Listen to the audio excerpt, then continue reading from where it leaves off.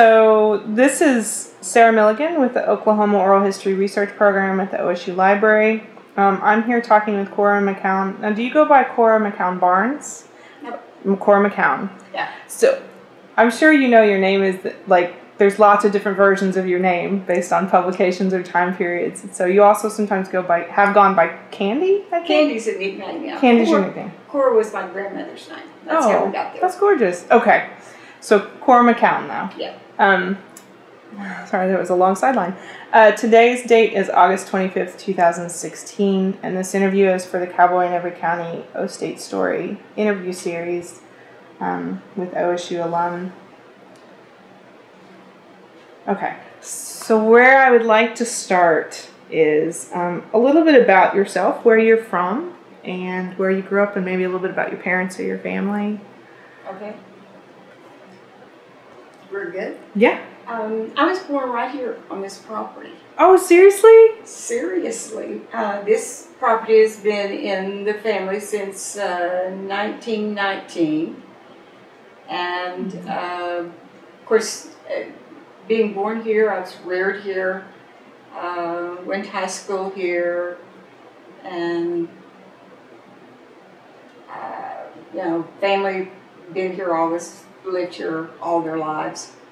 So I've been, lots of places and worked a lot of different places. Haven't lived here full time in years, but because my folks were here and I have relatives in the area, I've been back to this area a little bit all through my time. I see. So what did your parents do then? Like while they were here, what was their professions or? Oh, I'm not sure you want this in the interview. Oh, it's up to you. My dad was a professional gambler. Oh, really? And gambled all across the United States back in the old days, including in North and South Dakota and Deadwood and all those kinds of things. He was apparently pretty successful because it was with his gambling money he came with a wad of cash and bought this farm, the house, and the furniture and everything. So there you go. Wow. So what did he gamble then? Like cards or? Yeah, cards. That was unexpectedly interesting.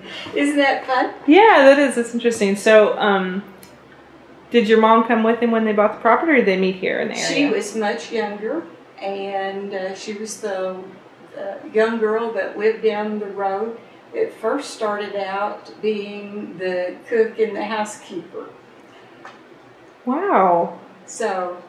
Was that in this house or another property on the? Oh no, there was an older, one of those old French houses with the steep roof. I swear it was never warm.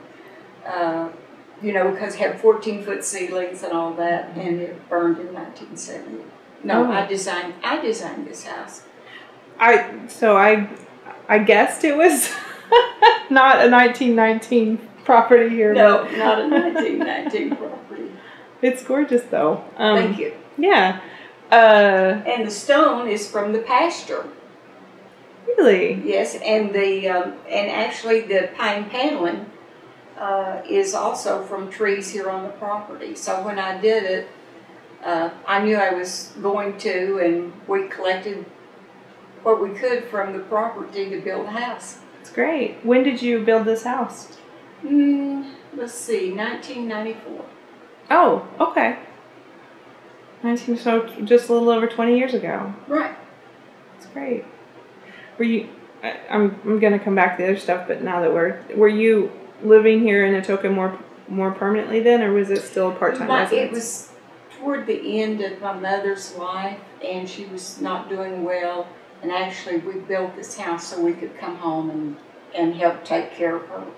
So we ranched and fed cows and, we still had the house in Santa Fe, and for summers we would pack her up and take her so we could all go. And then in winters we would come home and take care of the ranch. Got it. So did your parents ranch when they lived here? Or? Yes, yes. from when you were younger and living Right. here? Is that part of what you grew up in? Part.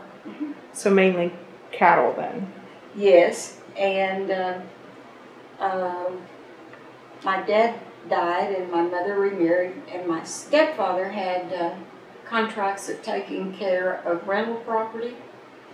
And I think I became interested in interior design from having to help, because I would get off the school bus at wherever the project was and paint trim. I became a very good trim painter.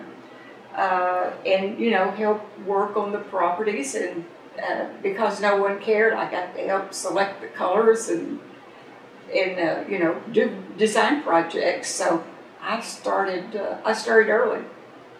I was about 14, I think. Oh, that's really great. I was wondering, obviously, how you went from here to do interior design, and I've talked to other people who grew up with cattle ranching in the family and have gone on to do a bunch of different things, but sort of maintain that somewhere in their path.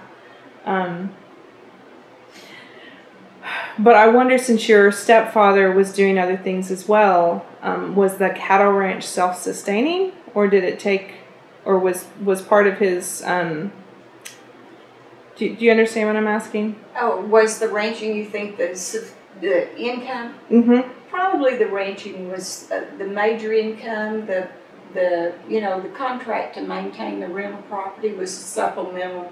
Okay. You know, gave us some extra money. And it was normally something we could do, you know, like I'm saying, you got off the school bus in the evening and did it. So I think it helped. We had more as a result of doing that. But Mother was always interested in housing and design and furniture, and we refinished furniture, you know, when I was growing up, and did upholstery, and so there were. I had good, you know, I had good skills by the time I acquired the other parts of the design profession. I got it. So what year did you graduate from high school then? 61. So how did you, after graduation, what was your next step? I enrolled in Southeastern, started Southeastern a week after I graduated from high school. Oh my gosh, how does that happen? I was determined, and I wanted to go. And I did the undergraduate program at Southeastern in 3 years and graduated in 64. And Jim and I married in 1964, about a month after college graduation. And we spent a year in Fayetteville, University of Arkansas, when he got his master's. And then we moved to Tahlequah. He was teaching at the university. And of course, I was Tahlequah was not a very large town at the time, and a university wife, everyone said, "You will never find a job in this town." And I accepted that, except that I went down to the extension office and I said, you know, my husband's just joined the faculty and I'm going to be around for a while. Do you know of any jobs, and do you need any help with the 4-H kids or whatever? And he said, the county agent said, "Oh, hallelujah, let me call Stillwater. We have a position open." Now, you see, you couldn't do that these days with affirmative action or whatever. But I just was very fortunate. So you got a job working for the Cooperative Extension Office then? I worked for the Extension Office in Cherokee County for about almost 3 years. What was your position there? Assistant agent. But I did a lot of the 4-H. I did a lot of the food demonstrations, had a radio program, even with this accent, where you talked about different kinds of consumer education. It was essentially consumer education at a bunch of different levels. So how did you feel like you were prepared to be able to do that? Because that seems like it's a huge variety of things, like roles in that sort of position. Like I said, there's great advantages to being young and dumb. I just assumed that I could do that. One of the highlights of that is I became very good friends with Lucille Clark, who was the state housing agent. And this is ancient history, but I did the pre-paper for Bobby Kennedy when he came to Oklahoma to tour Indian housing, because we were building some of the first, federal Indian housing in Cherokee County. And I had, just as a part of the county, I had worked with it, knew the families and that kind of thing. And so she wanted someone local who would write about what the housing situation was. So I did one of the prelim papers. I thought it was heady stuff. How was it? How did you tackle something like that? Because, I mean, in theory, even 3 years having been there, I mean, you can learn a lot in 3 years, but that's still not like really growing up there and sort of absorbing a lot of other stuff.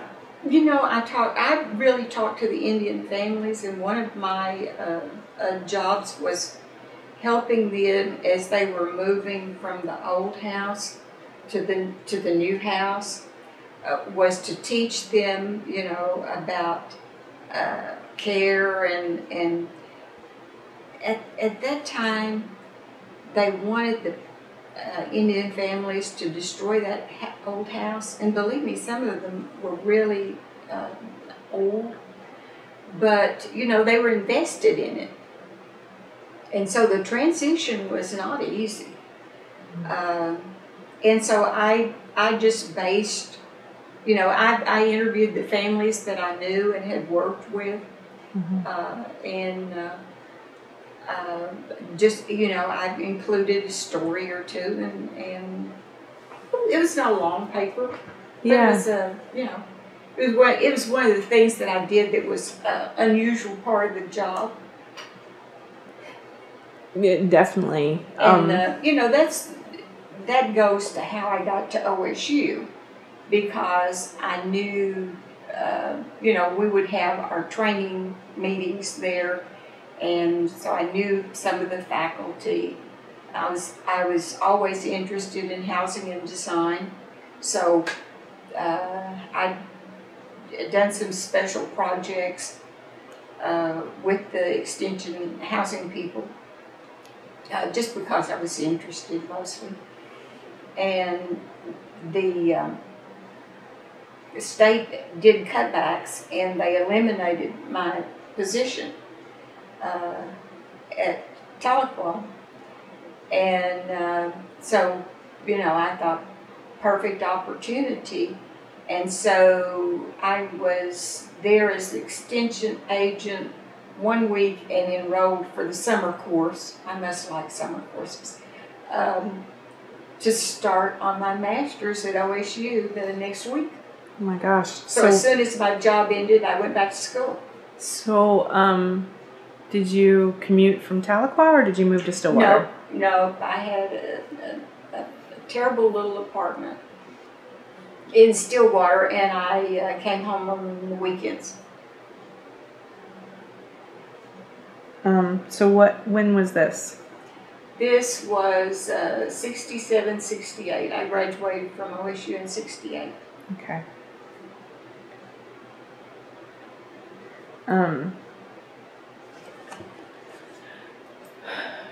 So it sounds like you knew some of the people who were already in housing and design at Stillwater. I did.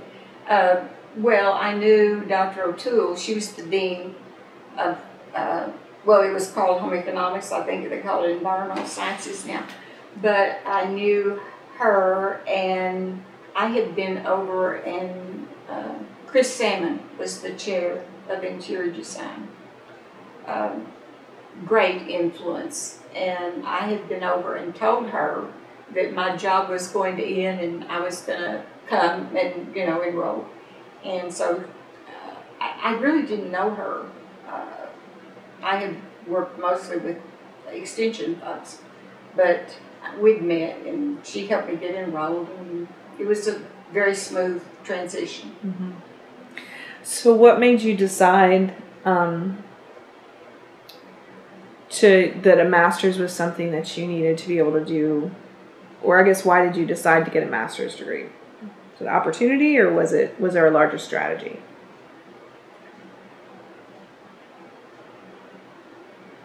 I'm one of those people who could have been a student. If being a student paid, I could have just done that forever. I loved going to school, and I had a great experience at OSU. I really did. I've been to 7 different universities, getting all these degrees in education and so on.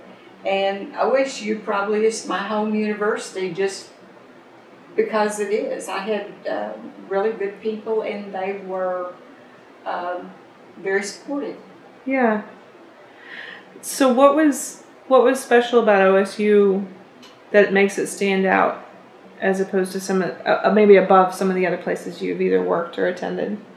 Well, I think it has to do with the faculty. I think it always comes down to people. Okay. And it doesn't mean that there weren't some that were very interesting characters, but I had really good support. Chris Salmon was a huge influence.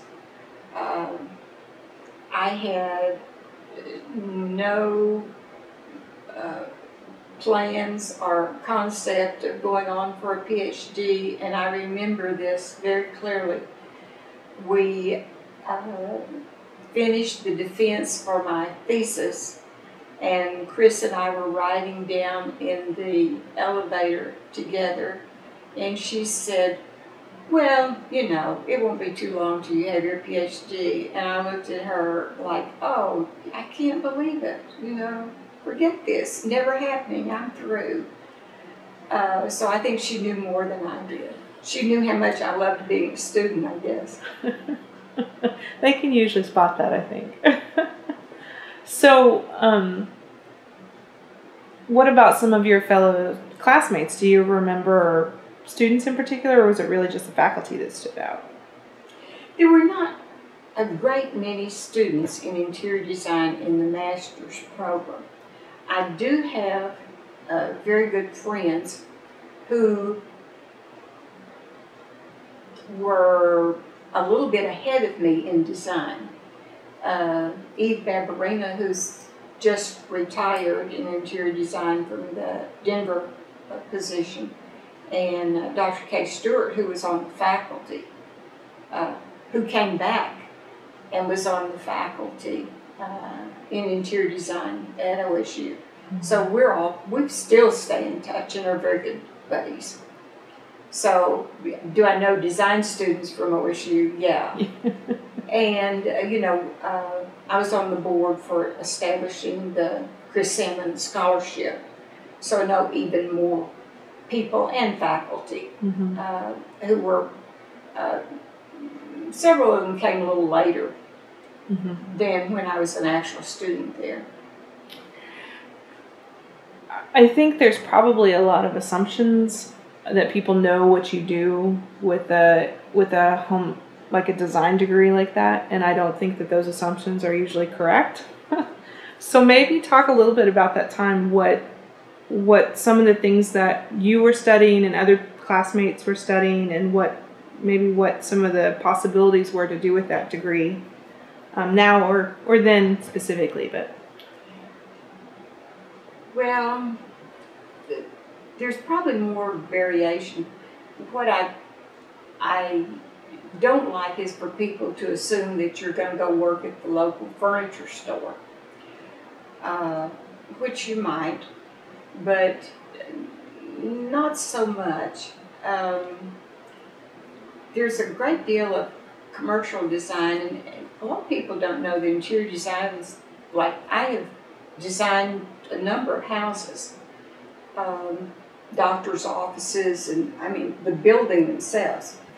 And interior designers are licensed to build actual buildings up to a certain size.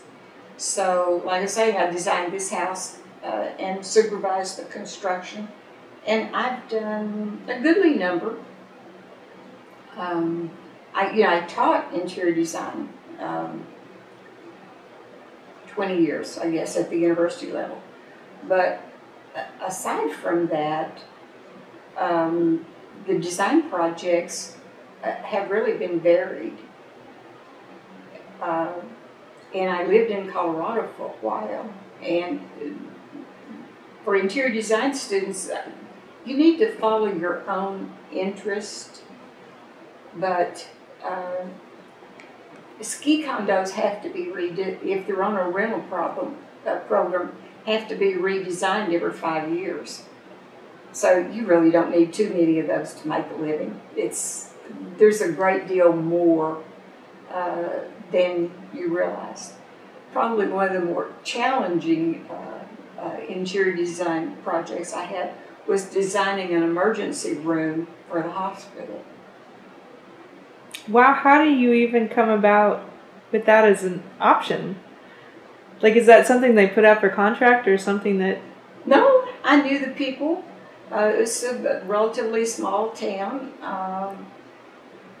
and they had asked for ideas, and I just went and, just as a favor to the, I'm trying to think of her name, I think the director of buildings director, and I said, you want to do these kinds of things, and you're going to, but in there you have to think about everything has to be germ-free, and the cleaning, and you need the materials that you can clean, and the specifications for it. One of my non-favorite jobs, of course, in interior design is writing the specs, which many people don't think about. They think about choosing the color, which is always more fun, and the materials and so on. But writing the specifications can just be a killer for something like that. Mm-hmm. So, yeah, there's way more to it than you would think.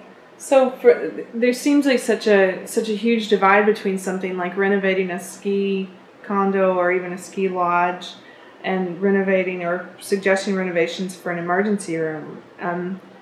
What sort of preparation goes into researching what each of those might need? Is that a long part of the process, or is that something you... Yes, okay. That's a long part of the process. And you can find, critical information.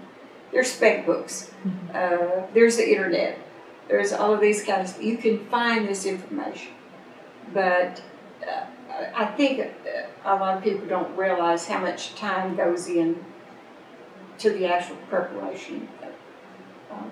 But it is also a very personal kinds of thing. You develop a personal relationship with whoever's directing a project when you do an interior design project. Mm-hmm. Maybe a little more in residential than in commercial. In commercial design, you need to do good presentations because you're going to get your job based on probably your first 2 or 3 presentations. And you may be in competition with a few other companies that have gotten that far and are asked to do a presentation. Mm-hmm. Those are things I had not thought about, but they make sense. Well, and one of the things that you don't always get that job, and you've spent your hours of developing the drawings and doing the specs and all kinds of things to get there. That's one of the heartbreaking parts of the job. All the time that goes into just Yeah. researching for the pitch. You've got to really love it, but it's one of the things I do like about it is the diversity of the jobs. You learn. I mean, maybe this goes back to liking to be a student, because every project you learn something new. I think that probably does have to do with liking to learn. Them starting over. Well, it keeps you sharp. It keeps you busy. It keeps you learning something. So let's go back to your time at OSU. You were there for about a year on campus, right? A year and a half. Year and a half. Year and a half. And you said you lived in a small apartment. Was it within walking distance of campus, or was it out? This is so ancient times that you will laugh when I tell you. I had a little white house on Hall of Fame, just about where the conference center is now. Yeah, there's nothing there that's livable now, is there? I was back, for this, the OSU Women in Philanthropy meeting. And those are excellent. I've enjoyed them, and it's a very good thing. But the first time I went there for one of those, I thought, oh my goodness, I'm probably standing where my little apartment was. And this is in the West Watkins Center, is that right? Yeah. Yeah. Oh my gosh. So so that wasn't very far off campus. You could get where you needed to go, it sounds like. It was very close to campus. So I'm wondering how connected you felt to campus, since you spent your weekends back at home, and you were married, I think, right? Yeah, I was married. And that's sort of a life divided, which is sometimes different than more traditional students. Did you feel connected to campus and socially, or? I felt very connected to the library. Oh, did you?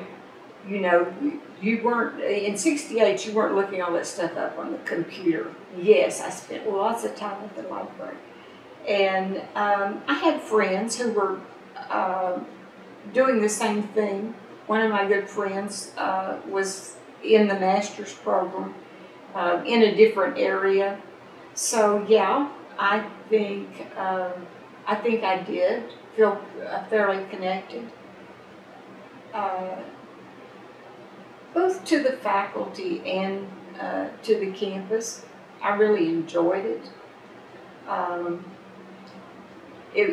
This friend and I went out almost every evening for dinner, and I believe I'm telling this story straight. I think there were 4 restaurants in Stillwater in 1968, and one of them was the A&W Root Beer Drive-In. So Stillwater is not the town it is. My buddy, Dr. Stewart, still lives in Stillwater. And so I'm up there about once a year and see the town as it's grown and developed.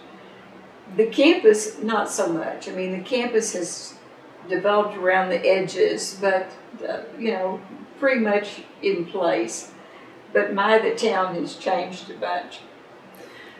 I've heard that. I've heard that it's blown out quite a bit, right? Oh, yeah.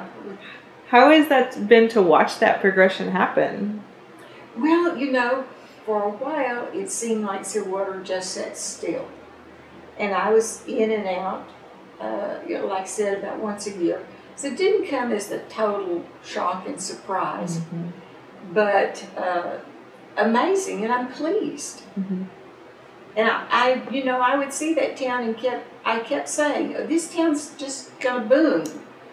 And I kept waiting and thinking, and finally it did. So when you were there, you mentioned that you went out to eat sometimes with your friends, and that maybe that was a way you socialized, but are there other things you did for entertainment around? Not so much, really. There were a few speakers that I went to hear.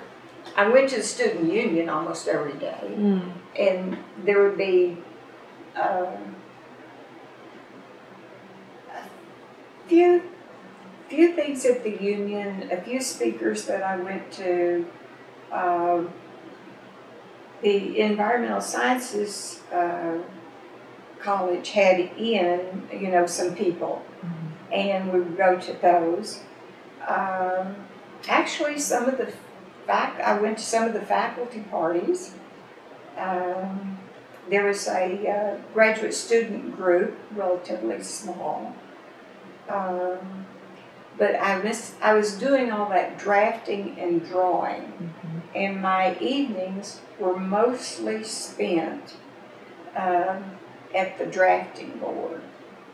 I admit that I have rinsed that watercolor brush in the glass of beer because I made a mistake. But you spend a lot of time, if you're a design major, you spend a goodly amount of time in,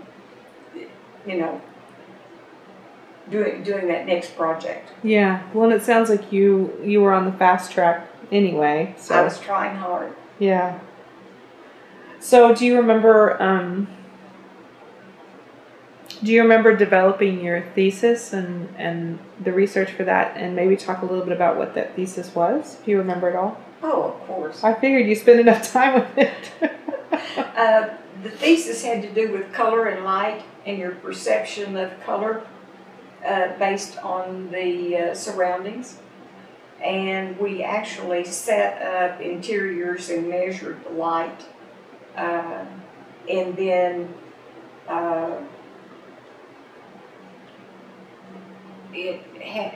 there was that part of it for specific examples, but there was also discussion of the influence of different kinds of lighting and its effect on color, like if it's fluorescent light, is this cool white fluorescent, or is this a soft white, or and there's still ongoing questions and research for that. And a lot of office buildings like to use cool white, which makes all their workers look bad. So there's still research to be done, but it's advanced quite a lot. Oh, that's interesting. So how would you do research for something like that? How did I do that? Yeah. There was some equipment at OSU that had the different kinds of lights. We tested it and measured it with the same, color materials.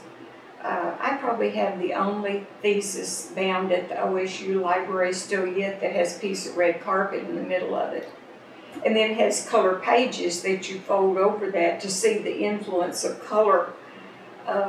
In fact, I think I had trouble getting that thesis bound, or getting permission to get that example in the binding process.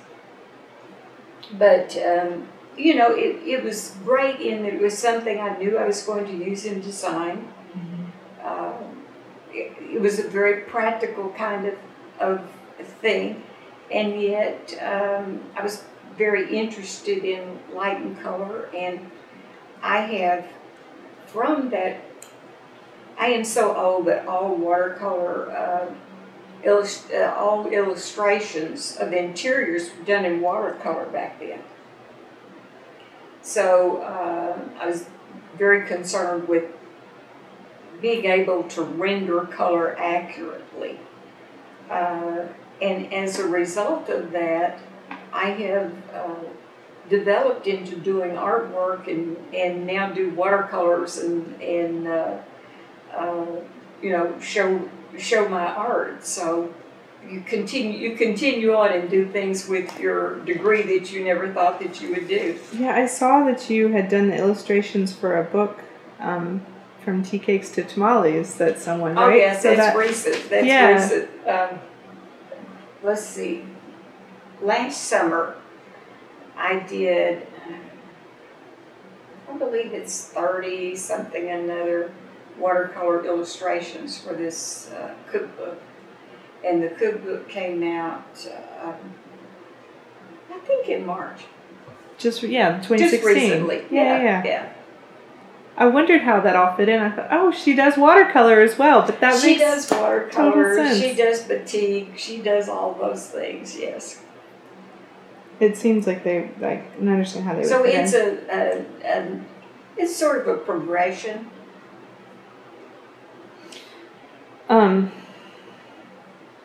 Okay, so when you finished your degree at OSU, and you didn't think you would be going on to any more higher ed at that point, Of course. what was your next step? What happened then?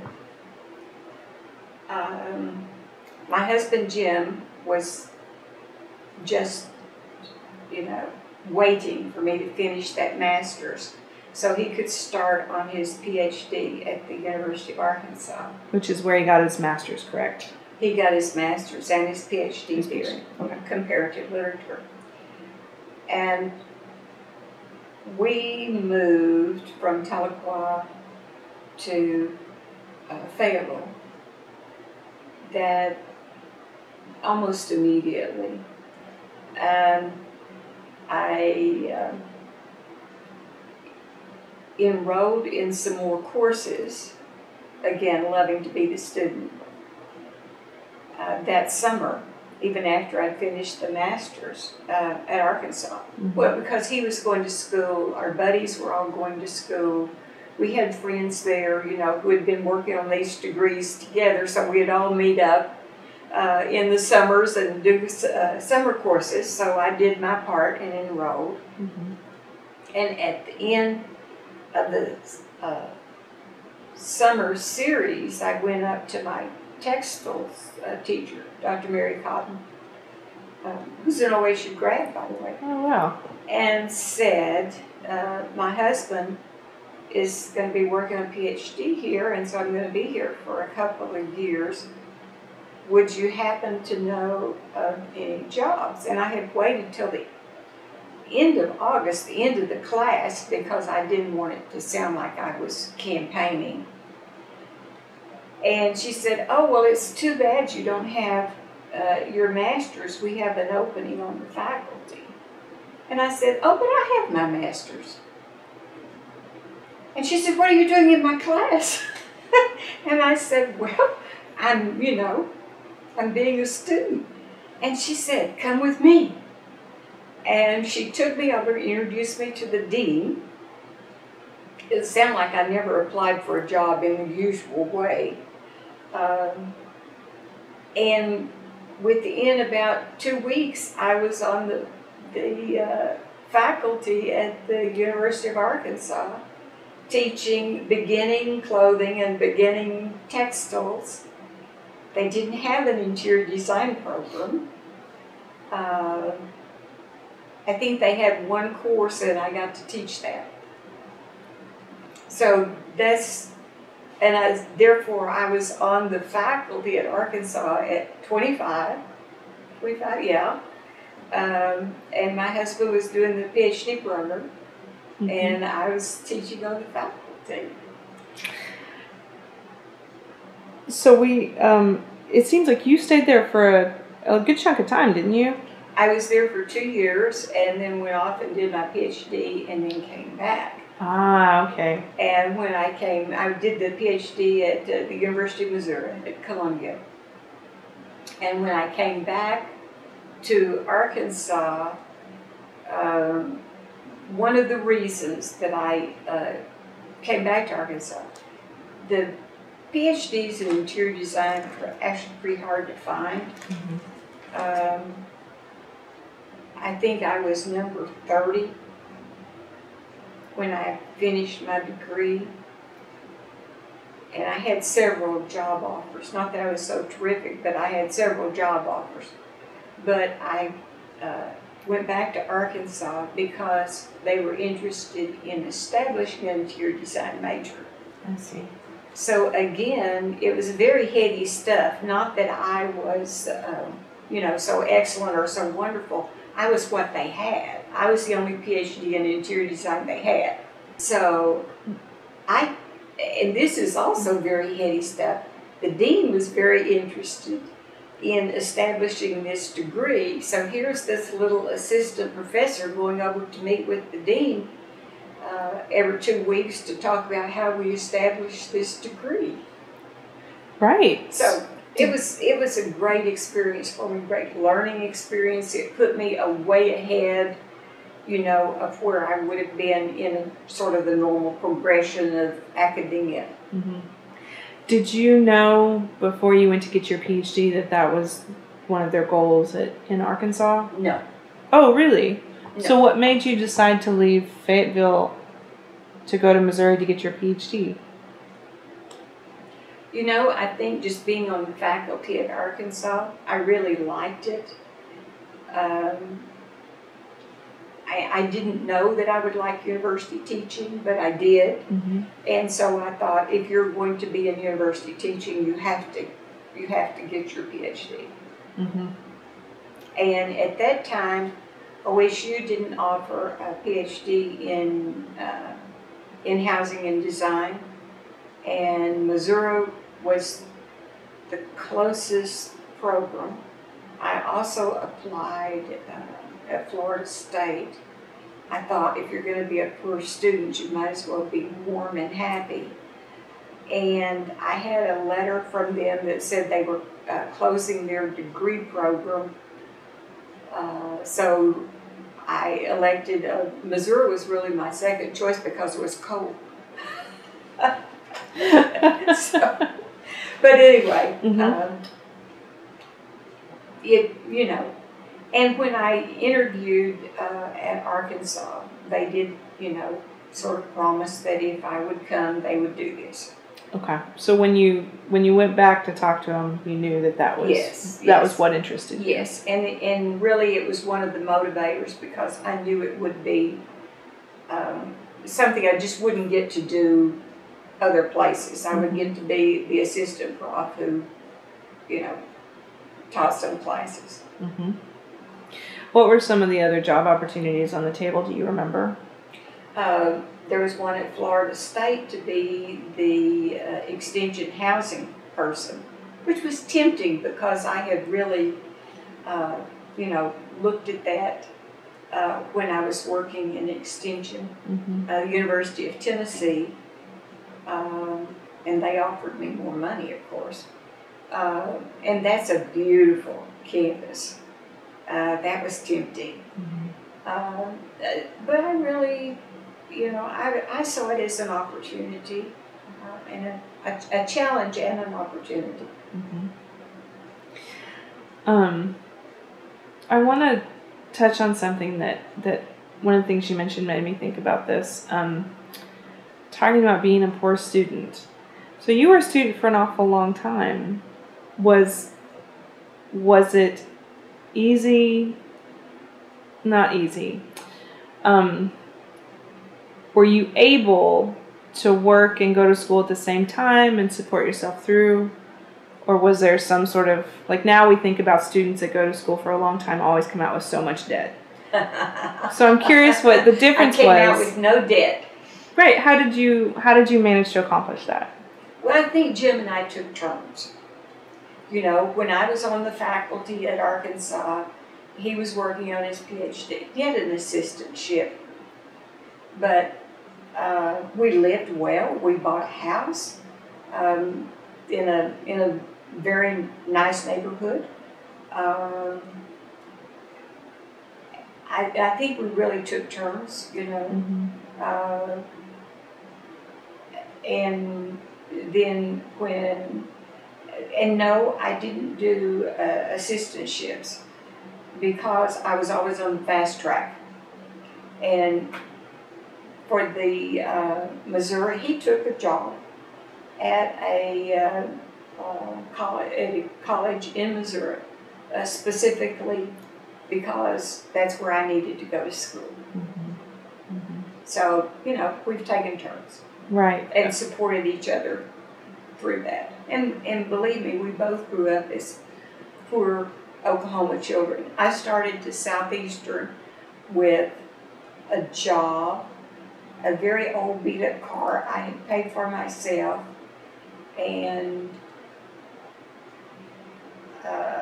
I believe it was $75 in my pocket, something like that. So, yeah. I had a job on the weekends as a waitress, and I had a job on campus as in work study. Okay. But yes, you make sacrifices, obviously. And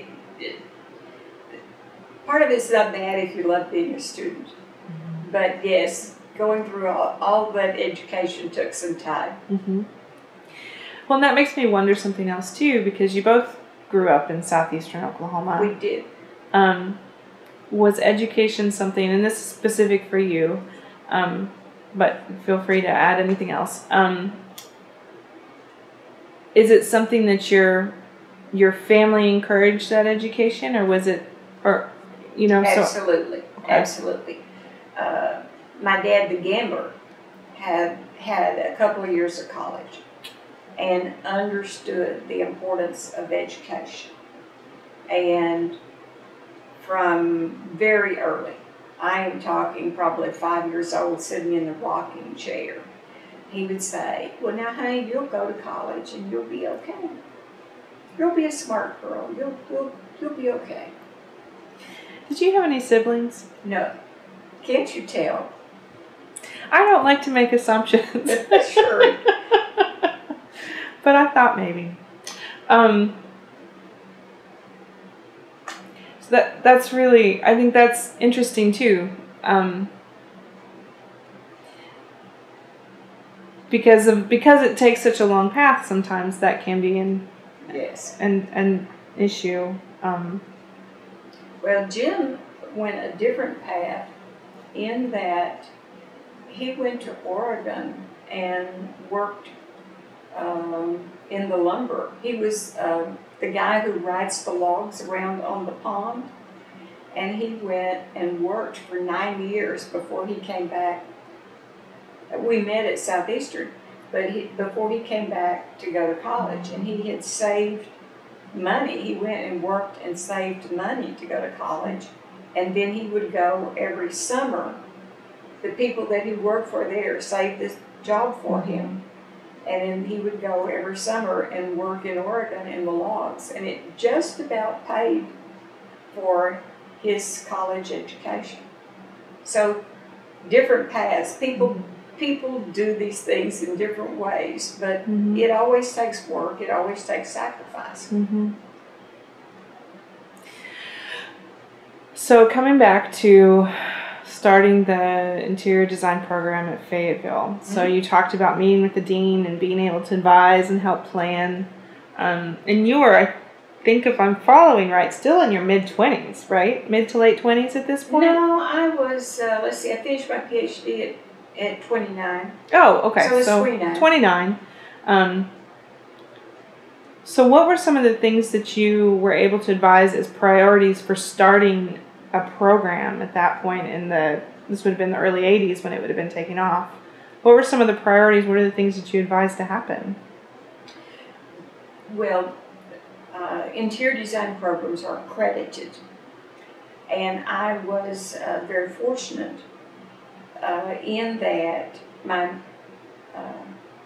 advisor in the chair of the department in Missouri, Kate Rogers, was instrumental in developing the criteria for accreditation. And of course, all graduate students get to work on professors' projects. So I had worked with Dr. Rogers. I could have quoted the accreditation guidelines probably by heart. So as I was working with the dean, and he would have, a wild idea of this, that, or the other, I would say, we can't do that because it's not going to meet the accreditation. We have to have so much of this, we have to have so much of this to do these things. And, how fortunate, and who knew? But it was lovely in that I could say to him, well, we're going to need a slide collection, and normally that's a big chunk of someone's budget. And he'd say, oh, okay, I'll take that out of my budget. You don't have any money. So, you have to have some real support. Mm-hmm. But people who were interested and dedicated. Oh, I see. That does make a huge difference for you to have some. Yeah. Right. But I'm saying, if you go meet with someone every 2 weeks and you work on this program together, you get some help. Yeah. We talked a little bit before we started actually doing the interview about some of your experience doing field surveys. So I want to come back to that because I think it is something that we often also don't think about in response to research and interior design. Like how did those decisions get made and all that? So tell me a little bit about that field survey situation. Well, the University of Arkansas is the land grant university for Arkansas, as OSU is for Oklahoma. And so the environmental sciences is part of that land grant research project. And the director of the experiment station called me the first year that I was teaching at Arkansas and said, are you interested in research? Having just finished a dissertation, my thought was, heavens, no. But I said, well, I just finished, I don't know much about it, so on and so on. He said, there's a new research project forming, which will be all states around this area, which deals with low-income housing. And I wonder if you're interested. They're going to have their first meeting in Atlanta. And if you have been cooped up doing drawings, drafting, and being the poor student for all these years, a free trip to Atlanta sounds great. So I said, well, sure, I'll go. So that's how I got into this. And it was a 5-year project. And Dr. Stewart, my friend Kay, was directing the project at OSU. And I think she helped to say, yes, you need to do this for Arkansas. Mm-hmm.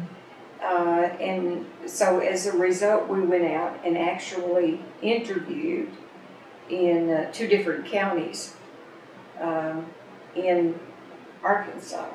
And I did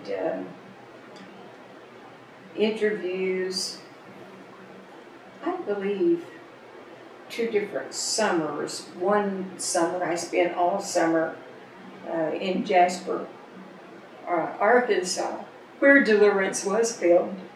And they had, at that time, it's a long time ago, 1 paved road through the county. And believe me, that's before you could do Google Earth also. I was lost quite a lot. But the people were lovely, and the interview was fairly long, probably too long. Mm-hmm. But they were very patient, and so I interviewed them about housing conditions, housing energy, housing aspirations, that kind of thing. Yeah. I wonder if you had any challenges with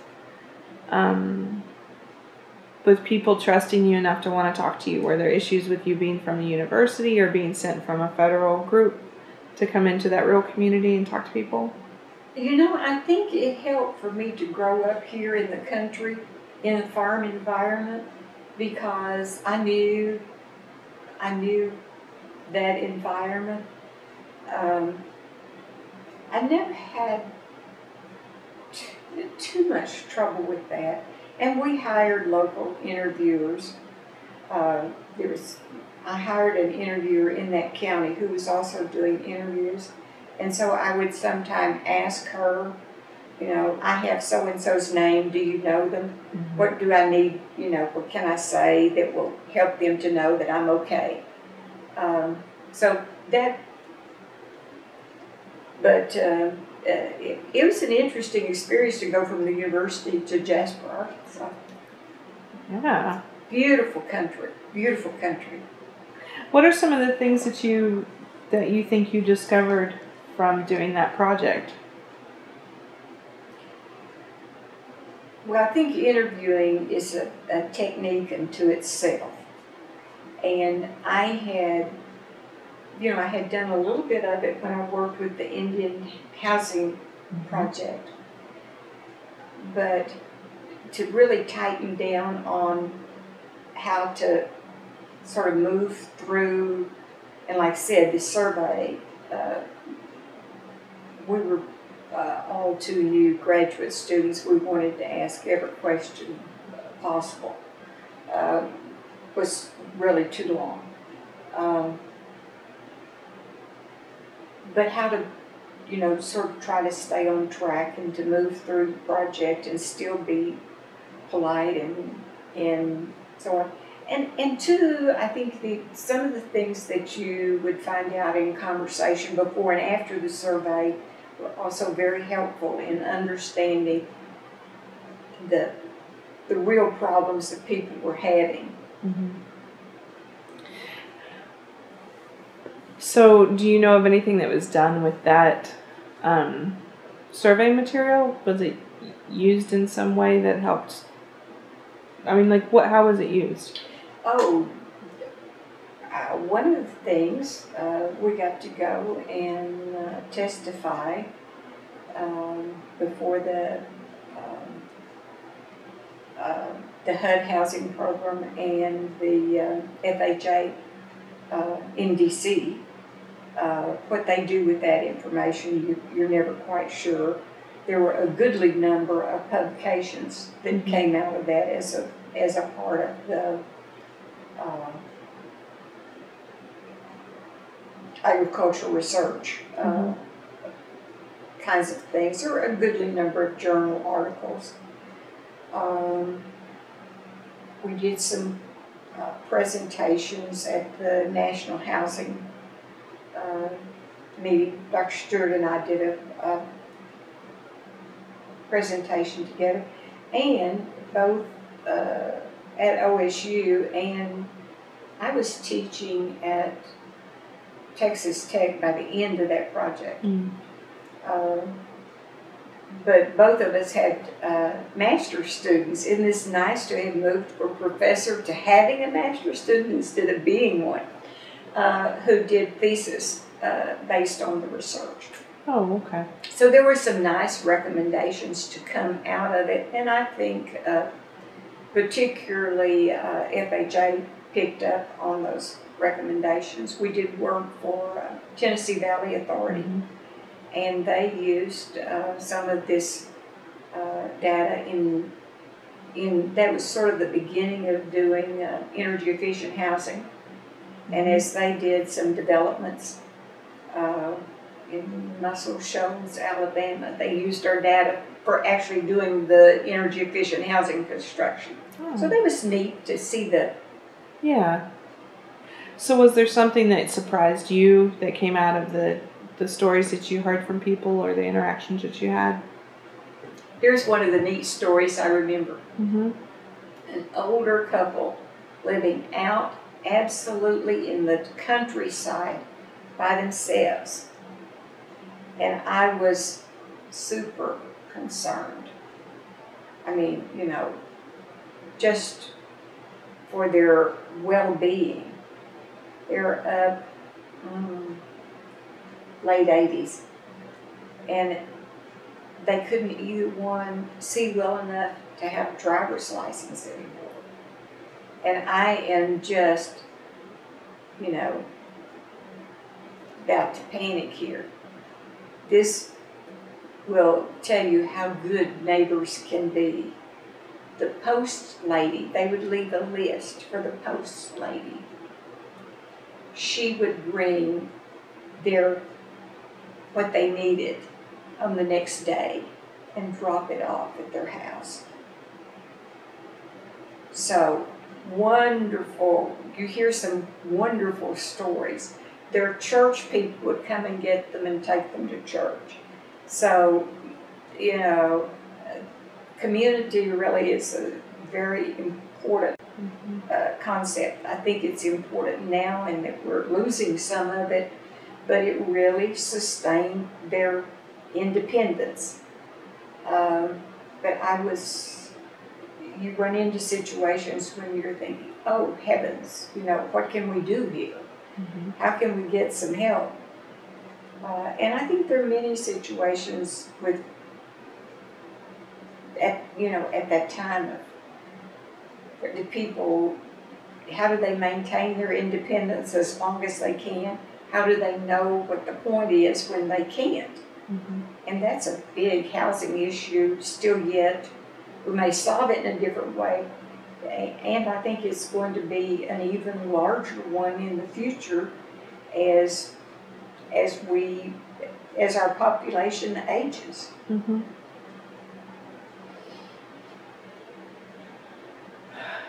So as you know from interviewing, you can run into some really things that you're just not prepared for. That's the truth. Well, I wonder too if you know, if the questions that you were asking and the information was that people were providing, were there things that you were surprised as far as how they were using their space, or ways that they were sort of getting what they needed out of the space they were in, regardless of design?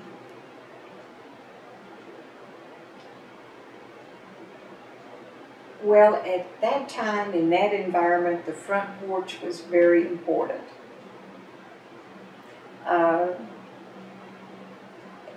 For both storage, social, extra space, you know, those kinds of things. It wasn't just an attachment to the house, it was like an extra space.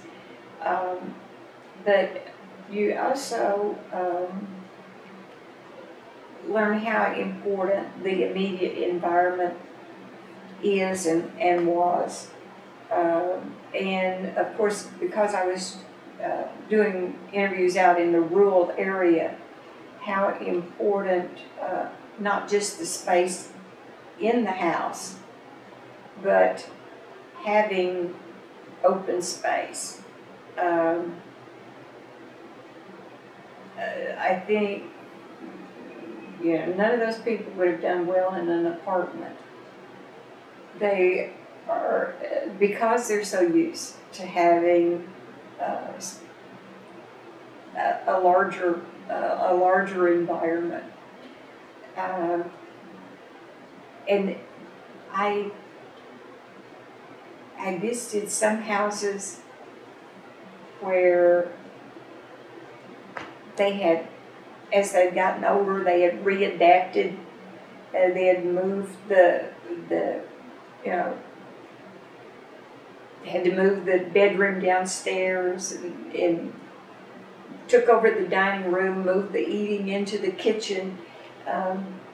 So part of it is if you are not going to move to another environment, as you age, you're going to have to adapt the environment you're living in.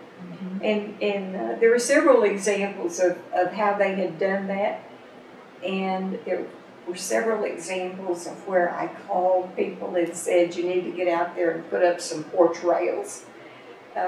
You need to go by there and check on that porch step. At least we can do that.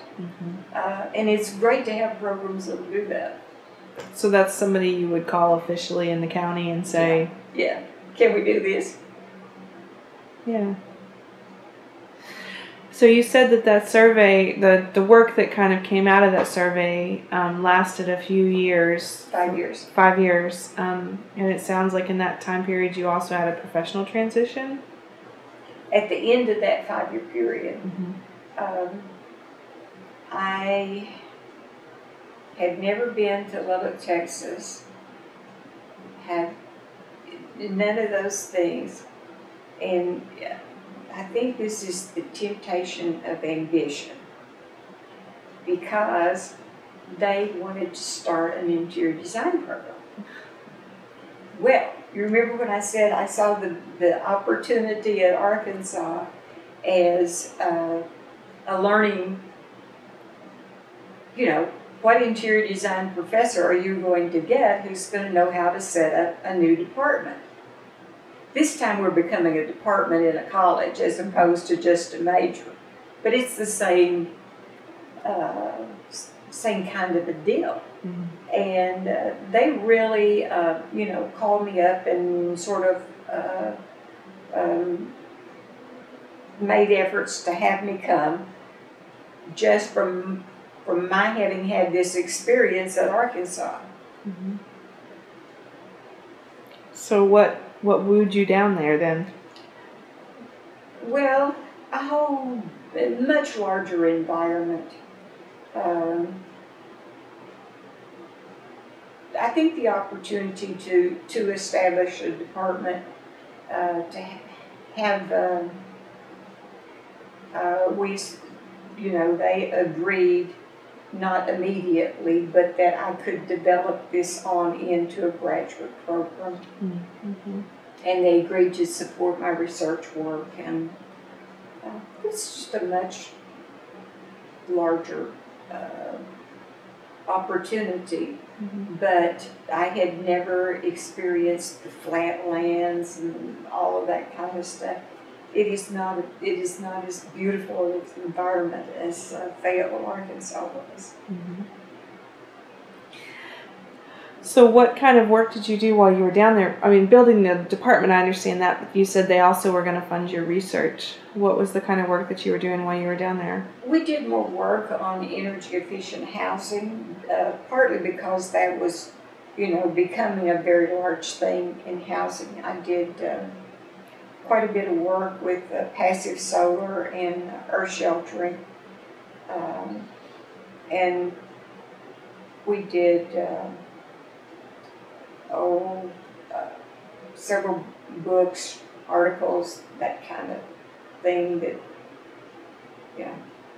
Mm-hmm. And it's interesting. We did that in, the 80s, and much of that is still the current research, because at that time there was huge incentive to do it, and it's sort of been standing still. Mm-hmm. And now this research is emerging again and becoming important again. Do you think that it's still relevant then? Do you think it's something that people... I do, yeah. Yeah. So passive solar makes me think that it's not the solar panels like we think, but it's the way that the sun interacts with... That was in the design and how to incorporate those into your design both. Mm-hmm. And the interviewing skills continued on because I guess I am totally crazy, but we went out and interviewed the people who had earth-sheltered houses in Texas. And we divided Texas into sections. The graduate students and I went out and interviewed. And being the martyr, I said, okay, I'll take the piece of Texas that's left. Well, of course, if you're in Lubbock, Texas, they left me north, east Texas. But see, little did they know that Mom was here at Atoka, so I didn't complain. They thought they left me the one with the longest driving, but I just came home to visit and then went to do my interview, so it worked out grand. How far away of a drive from Lubbock to that area? It's about 8 hours. Yeah. That's why they did it to me. But we photographed all the houses and interviewed all the people, and it was a fun project. I wonder, was it hard to locate people that were living in those sorts of... Yes, it was. And of course, getting funding for alternative housing is still a problem, and was even larger one back then. And so you can't just call the bank and or the lending agency and say, where are the earth sheltered houses in your county? People have to pretty well pay for those themselves, build them themselves, or be very good friends with the banker. Mm-hmm. So it was hard to find them, yes. So what emerged from that, because that's a challenge to be able to even create that sort of dwelling, what were you finding that drove people to want to build those? Part of it had to do with security, part of it had to do with energy efficiency, and they're very efficient. And they had incorporated light, so the lighting becomes important again, as I did in my project at OSU. But they had incorporated light with skylights and these kinds of things. And of course, now we have a house in Santa Fe, New Mexico. But originally, one of the reasons that I was going from Texas Tech out to Santa Fe, which it was a great fun place to go. But aside from that, we were looking at the passive solar houses that were storing energy in those adobe walls. Mm-hmm. So that's how I got to Santa Fe. Oh, I was wondering. That makes total sense, though. Yeah.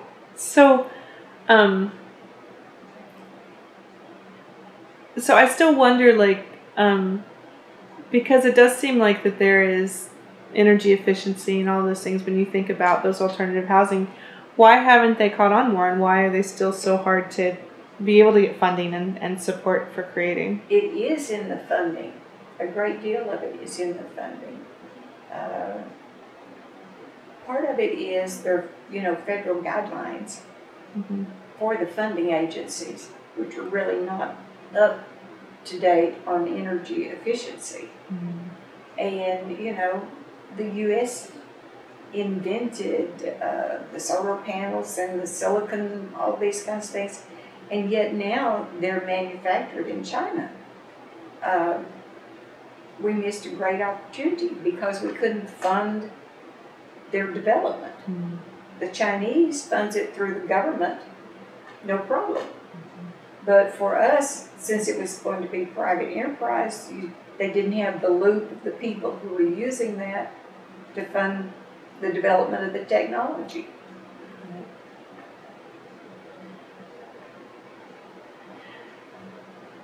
But wind energy is also, is going to be very important, I think, for Oklahoma and Texas, mm-hmm. particularly. These are great, great environments to have wind energy.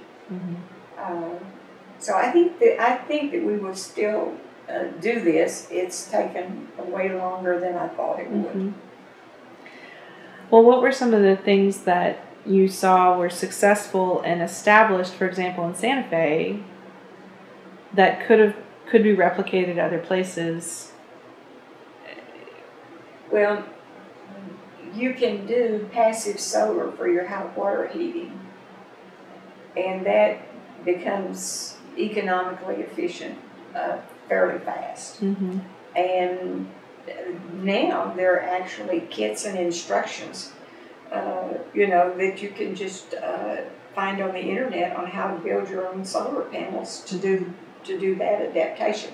You need to do it in the construction process because you need pipes to run from your solar panel to your hot water heater. Mm-hmm. To do that as adaptive design is tough, but to build it in when you're building your house. So I think, a lot of just being energy efficient, of course, is how you use your space. Mm-hmm. And probably the most energy efficient thing there is a caulking gun. Is to close all the cracks around your windows and doors and, don't let the hot air or cold air in. But I think all of these things will still develop. Yeah. Whenever you built your house here in the mid-90s, were there things that you adapted from your research in this design? Not so much in energy efficiency, but the fireplace actually will almost heat this house because it has heat tunnels that go up, and so it's not just the fireplace. All of that wall will become warm, and the rocks will hold the heat all through the night. And then it has, you know, a little distribution center from that will spread the warm air. So this is not a very large space, but you can. We had the electricity go out for 4 days, and we warmed the whole house. Of course, we closed off the study, but you warm the whole house with the fireplace. I see. And those are the rocks out of your pasture as well, it looks like. Yes, yes. I see. But I was pretty careful in the orientation of the windows and you know, just being aware of the choices you had. And this porch is a lot of fun for me to have, but it's also super deep by way of protection, so that we get heat in the wintertime, but not in the summertime. And of course, your cooling bills in Oklahoma are higher than your heating bills. So we were really careful to build shade. And you have some great shade trees too. Yes, yes. Okay, getting back to Texas. So how long were you in Lubbock working then? 12 years. Okay. And did establish the department. Was the first department chair.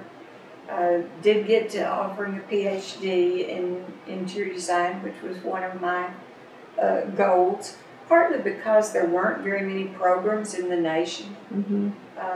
And I could see that this was, if you're working in interior design, you really don't need a PhD. But if you're doing research, or if you're in academia, you do. And I could see the need for a lot of housing research.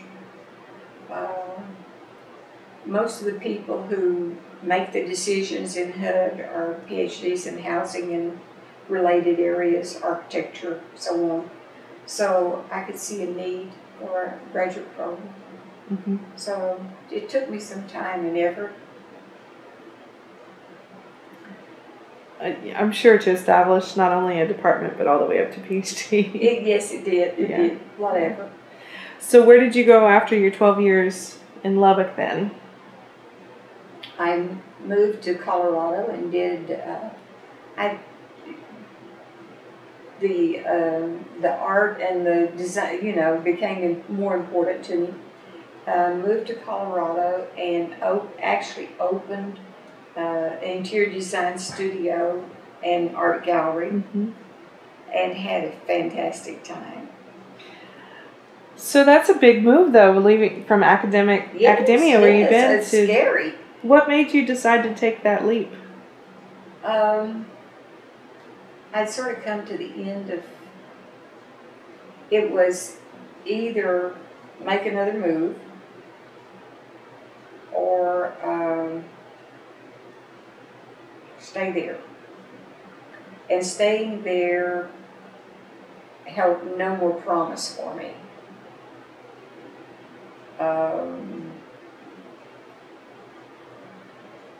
And I love teaching, I really do. So it was very hard. Where I went to in Colorado, it has a 2-year program. And so I did continue to teach, you know, add interior design course while I was doing all this other stuff. So did you have people that you knew or a connection where you went in Colorado? How did you decide to make your venture out there?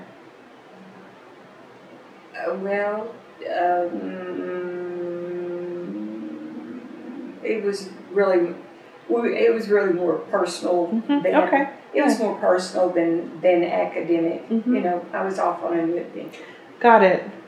Yeah.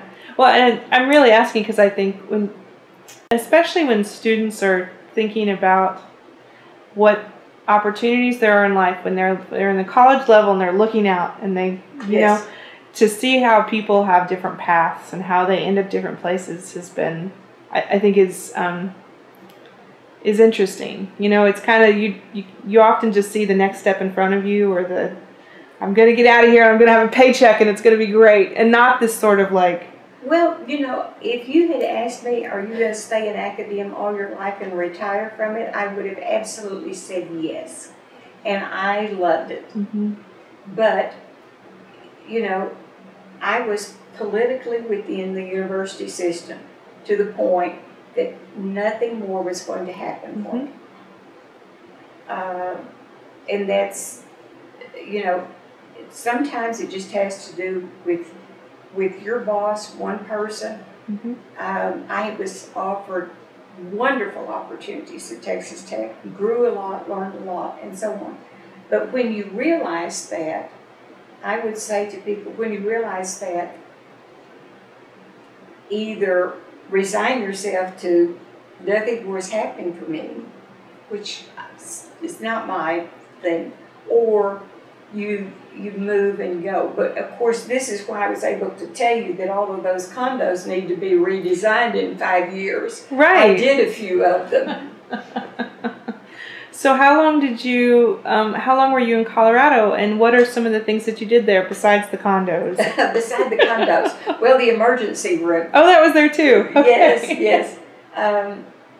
Well, I really enjoyed the gallery part. The interior design, I may need to say for the interior design majors who might ever see this, the interior design made by far the most money.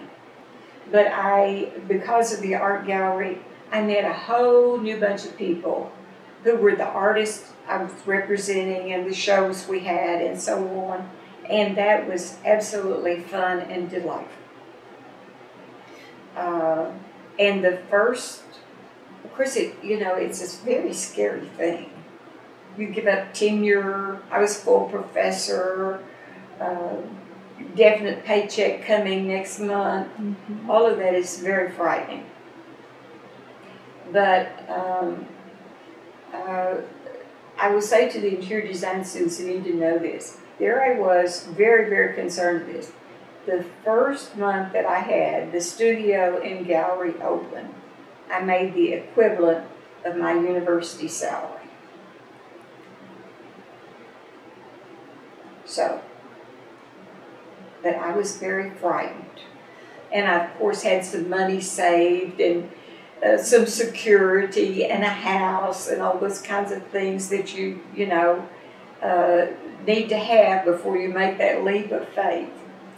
What made you decide to do both of them in one thing? Because obviously interior design was something that you had a really strong foundation and could make a case as an independent consultant. But what made you decide when you opened up this new venture that it would have both the art gallery and the interior design? Because I wanted the art gallery to move people into my space. You need to get your clients. And people who can afford art can afford design. And so, one, it was my own individual interest. I was beginning to do more artwork and painting and so on my own. But additionally, I thought the two would be compatible and I was interested in the artist. I wasn't just interested in my doing art. I was interested in all the other artists and what they were doing. So I thought it was sort of an inventive approach. Yeah, that seems like it was successful, so it must have been right. It was. It was fun. It was fun. So how long did you do that? I did that about 5 years. Okay. So you were in Colorado for 5 years. So you've made it successfully in academics, and you've made it successfully in the private private sector. I have. Thank goodness. And I am a very successful rancher, I want you to know. Well, yeah, right? So the end of that story becomes a loop. Yeah. Sold the business in Colorado and the house and all those things, and that's what bought the house in Santa Fe. And I was going to retire to Santa Fe, you know, forever, and be an artist and hang out on Canyon Road.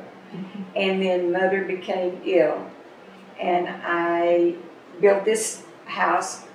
And so then I divided my retirement between that and coming home and being the rancher, because, you know, Mother was here with the land and the cattle, and it doesn't take much to succeed as a rancher when someone else has established all this for you. But I came home and actually ran the ranch for another 10 years. Mm-hmm. So do you all still have cows here then? I did, yes. It's a working ranch still? Not right, no. About 3 years ago, I leased my land, and so now we just bale the hay and sell it. Oh, okay, right. So yes, it's still a working ranch, but I'm not working nearly as hard as I did. So isn't that a nice little circle? Oh, it's a very neat, tidy circle, yes. I thought you'd like that. Well, so I wonder, because those are some separate skills to have, to come back and being able to manage a cattle ranch. I designed corrals and barns. And the guy who was building them for me said, well, this is just a fantastic job. And of course, in this end of the world, they still worry that women can do things. And he said, how can a woman, you know how to design this corral? And I said, I don't know. It just must be magic. I didn't say, you know, I've studied to do this for 25 years. Must be magic. My entire life has been leading up to this point. In this, I just couldn't do it. Yeah. So did you have much one-on-one with the cattle part of it then? Like, were you out there feeding the cows? And yes, ma'am. Do you like that part of it? I do. I loved it. I'm too easily entertained. Well, cows can be entertaining, though. Well, it's a lot of hard work, but yes, I enjoyed it. Yeah. And of course, I had grown up doing that. It wasn't, things have gotten way more modern since I was having to help when I was a kid. Now you get to drive the air conditioner tractor and pick up the hay with the forklift. So, you know, there are major improvements even in ranching. That's true. So you split time in Santa Fe, and you still split time in Oklahoma? We mostly try to spend at least a couple of winter months here. And we mostly try to be sure and be in Santa Fe for the summer. The opera's going, and the symphony, and art show every Friday, and so all those kinds of things that I really can love. But unless you're skiing, the winters are pretty cold. So we try to be sure and get home to Atoka for January and February. Do you still have family here in Atoka? I have family at Antlers in that area. Not right here in Atoka, no.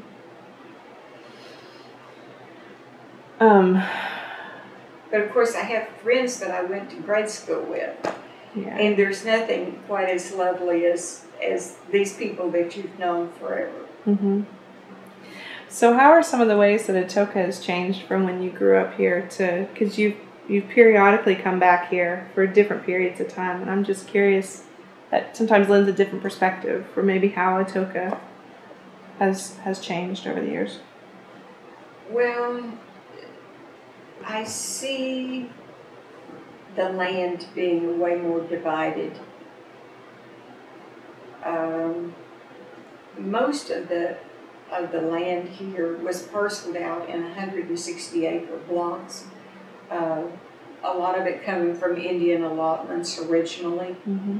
And as either the family has chopped that up because everyone got a piece of the property, and or they sold it and other people have developed it, there are not as many large tracts of property. Recently there's been the oil and gas development, which brought way more prosperity to the county. I can't say that I'm thrilled with how they spent their money, but at least they have more of it. I think it's still a relatively poor county. I like the fact that a number of the people know how to do lots of things. You know, they know how to make a garden, they know how to repair things and you know, do work on their own houses and so on. I admire that independence. Mm-hmm. All the things that I grumbled about having to help with when I was growing up have come in very handy. So I think acquiring, even if you have all the degrees and so on, just being able to do some things for yourself gives you, one, some confidence, and two, is a very handy skill to have. I think that's insightful. I have one last question from me, and then if you have anything that you want to add or anything you want to suggest. So because you've worked with students a lot in the past, I think, but also just in general, if you have something that would be advice for students that are looking at design as their future, what would be some of the advice that you would have for new career level? Do a good apprenticeship. They have an apprenticeship with the design major, and sometimes I think the students just go and do whatever people want them to do, and that's really not good. Get as much skill as you can. It's a short time. It's a short time. And I guess the other thing I would say, and these are practical kinds of things, I don't think accounting is necessarily required in your degree. If you have a chance, and it's not going to, it's not going to be up there on your list of electives, but knowing about the bookkeeping, particularly if you're going to work for yourself at some point, that's a very important ability. And the other one is people skills. Design encompasses both of those. You end up, either you're accounting for your time to someone else, or you are taking care of your own business. And then the other one is the ability to call someone late at night and say, your order didn't show up. And to make that work for you, your order didn't show up, but I'm on it and I'm taking care of it. Not just, it didn't show up. I had an order coming to Colorado. It was the middle of a snowstorm.